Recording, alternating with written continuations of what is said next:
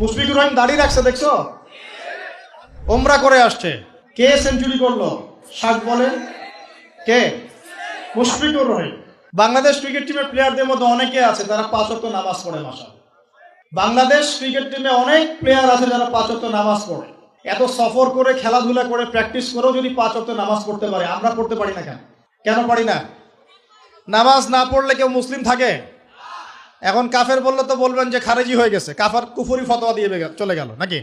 বড় বড় আরব বিদ্বানদের ফতোয়ার বইগুলো খুলে দেখেন, তারা কি বলেছেন? মান তারাকা সালাতান মুতাআম্মিদান ফাকাদ কাফার। এই হাদিসের আলোকে বলেছেন, কেউ যদি ইচ্ছা করে সালাত না পড়ে ছেড়ে দেয়, সে ব্যক্তি কাফের হয়ে গেল। কি হয়ে গেল? ইচ্ছা করে নামাজ ছাড়তে পারবেন না আপনি। ওজর থাকলে আলাদা কথা, ইচ্ছাকৃতভাবে কেউ যদি নামাজের ফরজিয়াতকে অস্বীকার করে, সে কাফের হয়ে যাবে। শুধু তাই নয়, কেউ যদি মান ফাররাকা বাইনা সালাতি ওয়া যাকাত ফাকাদ কাফার, কেউ যদি নামাজ এবং যাকাতের মধ্যে পার্থক্য করে, সেও কাফের হয়ে যাবে।